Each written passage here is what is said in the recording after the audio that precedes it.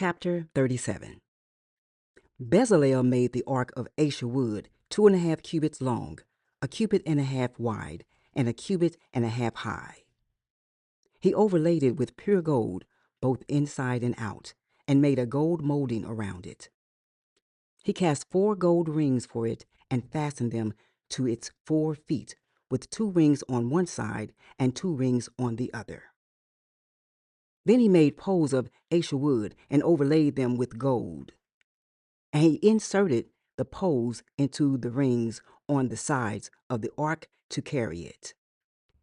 He made the atonement cover of pure gold, 2.5 cubits long and 1.5 cubits wide. Then he made 2 cherubim out of hammered gold at the ends of the cover. He made 1 cherub on one end and the second cherub on the other. At the 2 ends, he made them of one piece with the cover. The cherubim had their wings spread upward, overshadowing the cover with them. The cherubim faced each other, looking toward the cover. They made the table of acacia wood 2 cubits long, 1 cubit wide, and 1.5 cubits high. Then they overlaid it with pure gold and made a gold molding around it. They also made around it a rim a handbreadth wide and put a gold molding on the rim. They cast 4 gold rings for the table and fastened them to the 4 corners where the 4 legs were. The rings were put close to the rim to hold the poles used in carrying the table. The poles for carrying the table were made of acacia wood and were overlaid with gold. And they made from pure gold the articles for the table, its plates and dishes and bowls, and its pitchers for the pouring out of drink offerings. They made the lampstand of pure gold. They hammered out its base and shaft, and made its flower-like cups, buds, and blossoms of one piece with them. 6 branches extended from the sides of the lampstand, 3 on one side and 3 on the other. 3 cups shaped like almond flowers with buds and blossoms were on one branch, 3 on the next branch, and the same for all 6 branches extending from the lampstand. And on the lampstand were 4 cups shaped like almond flowers with buds and blossoms. 1 bud was under the first pair of branches extending from the lampstand, a second bud under the second pair, and a third bud under the third pair, 6 branches in all. The buds and the branches were all of one piece with the lampstand hammered out of pure gold. They made its 7 lamps as well as its wick trimmers and trays of pure gold. They made the lampstand and all its accessories from 1 talent of pure gold. They made the altar of incense out of acacia wood. It was square, 1 cubit long and 1 cubit wide, and 2 cubits high, its horns of one piece with it. They overlaid the top and all the sides and the horns with pure gold, and made a gold molding around it. They made 2 gold rings below the molding, 2 on each of the opposite sides, to hold the poles used to carry it. They made the poles of acacia wood and overlaid them with gold. They also made the sacred anointing oil and the pure fragrant incense, the work of a perfumer. Chapter 38. They built the altar of burnt offering of acacia wood, 3 cubits high. It was square, 5 cubits long, and 5 cubits wide. They made a horn at each of the 4 corners, so that the horns and the altar were of one piece, and they overlaid the altar with bronze. They made all its utensils of bronze, its pots, shovels, sprinkling bowls, meat forks, and fire pans. They made a grating for the altar, a bronze network to be under its ledge, halfway up the altar. They cast bronze rings to hold the poles for the 4 corners of the bronze grating. They made the poles of acacia wood and overlaid them with bronze. They inserted the poles into the rings so they would be on the sides of the altar for carrying it. They made it hollow out of boards. They made the bronze basin and its bronze stand from the mirrors of the women who served at the entrance to the tent of meeting. Next, they made the courtyard. The south side was 100 cubits long and had curtains of finely twisted linen, with 20 posts and 20 bronze bases, and with silver hooks and bands on the posts. The north side was also 100 cubits long and had 20 posts and 20 bronze bases, with silver hooks and bands on the posts. The west end was 50 cubits wide and had curtains with 10 posts and 10 bases, with silver hooks and bands on the posts. The east end toward the sunrise was also 50 cubits wide. Curtains 15 cubits long were on one side of the entrance with 3 posts and 3 bases, and curtains 15 cubits long were on the other side of the entrance to the courtyard with 3 posts and 3 bases. All the curtains around the courtyard were of finely twisted linen. The bases for the posts were bronze. The hooks and bands on the posts were silver, and their tops were overlaid with silver. So all the posts of the courtyard had silver bands. The curtain for the entrance to the courtyard was made of blue, purple, and scarlet yarn, and finely twisted linen, the work of an embroiderer. It was 20 cubits long, and like the curtains of the courtyard, 5 cubits high, with 4 posts and 4 bronze bases. Their hooks and bands were silver, and their tops were overlaid with silver. All the tent pegs of the tabernacle and the surrounding courtyard were bronze. These are the amounts of the materials used for the tabernacle of the covenant law, which were recorded at Moses' command by the Levites under the direction of Ithamar, son of Aaron, the priest. Bezalel, son of Uri, the son of Hur, of the tribe of Judah, made everything the Lord commanded Moses. With him was Aholiab, son of Ahisamach, of the tribe of Dan, an engraver and designer, and an embroiderer in blue, purple, and scarlet yarn and fine linen. The total amount of the gold from the wave offering used for all the work on the sanctuary was 29 talents and 730 shekels, according to the sanctuary shekel.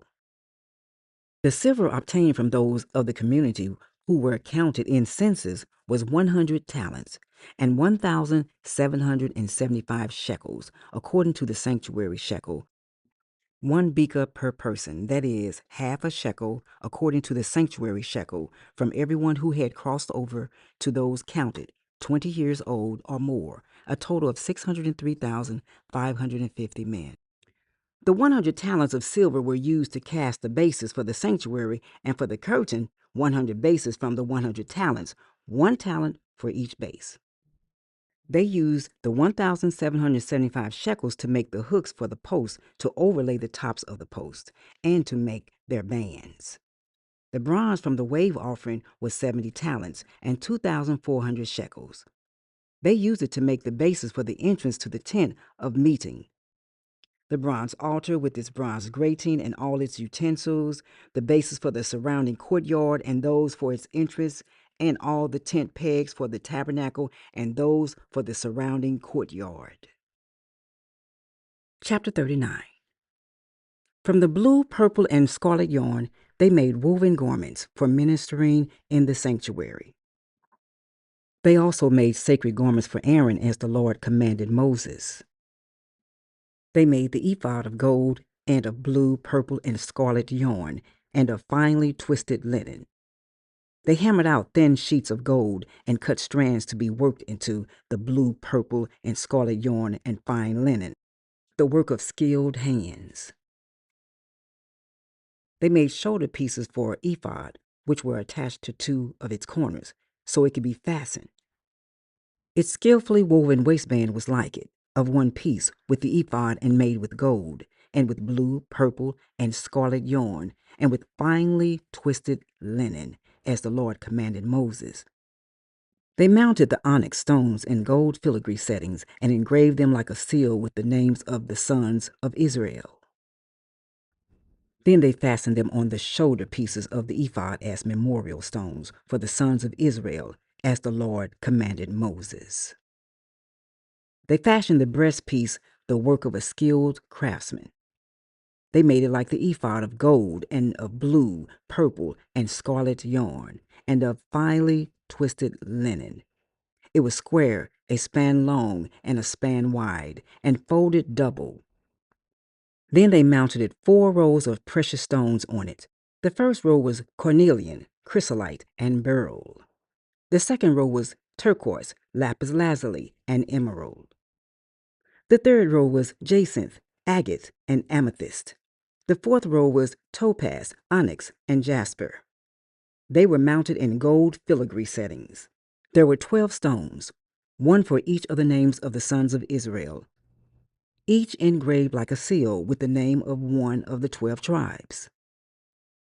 For the breastpiece, they made braided chains of pure gold, like a rope. They made 2 gold filigree settings and 2 gold rings, and fastened the rings to 2 of the corners of the breastpiece. They fastened the 2 gold chains to the rings at the corners of the breastpiece, and the other ends of the chains to the settings attaching them to the shoulder pieces of the ephod at the front. They made 2 gold rings and attached them to the other 2 corners of the breastpiece on the inside edge next to the ephod. Then they made 2 more gold rings and attached them to the bottom of the shoulder pieces on the front of the ephod, close to the seam just above the waistline of the ephod. They tied the rings of the breastpiece to the rings of the ephod with blue cord, connecting it to the waistband so that the breastpiece would not swing out from the ephod as the Lord commanded Moses. They made the robe of the ephod entirely of blue cloth, the work of a weaver, with an opening in the center of the robe like the opening of a collar, and a band around this opening so that it would not tear. They made pomegranates of blue, purple, and scarlet yarn and finely twisted linen around the hem of the robe, and they made bells of pure gold and attached them around the hem between the pomegranates. The bells and the pomegranates alternated around the hem of the robe to be worn for ministering, as the Lord commanded Moses.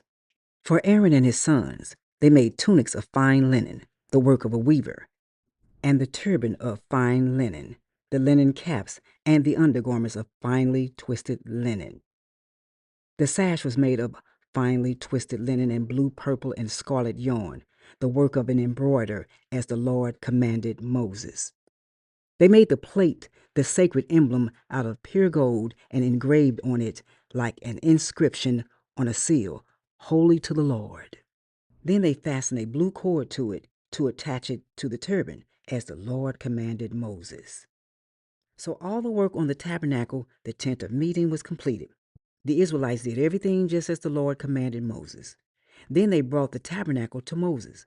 The tent and all its furnishings, its clasp, frames, crossbars, posts, and bases, the covering of ram skins dyed red, and the covering of another durable leather, and the shielding curtain, the Ark of the Covenant Law, with its poles, and the atonement cover, the table with all its articles, and the bread of the presence, the pure gold lampstand with its row of lamps and all its accessories, and the olive oil for the light, the gold altar, the anointing oil, the fragrance incense, and the curtain for the entrance to the tent, the bronze altar with its bronze grating, its poles and all its utensils, the basin with its stand, the curtains of the courtyard with its posts and bases, and the curtain for the entrance to the courtyard, the ropes and tent pegs for the courtyard, all the furnishings for the tabernacle, the tent of meeting, and the woven garments worn for ministering in the sanctuary,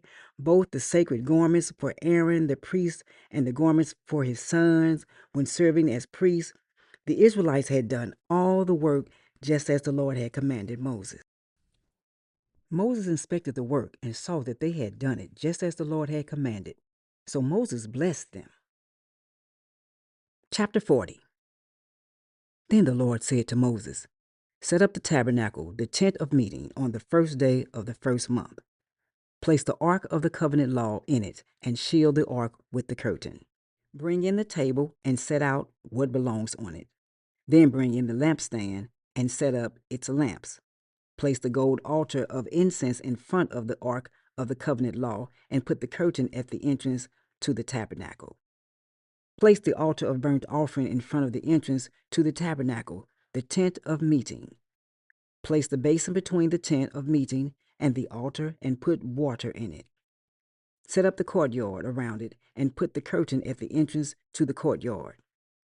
Take the anointing oil and anoint the tabernacle and everything in it. Consecrate it and all its furnishings, and it will be holy.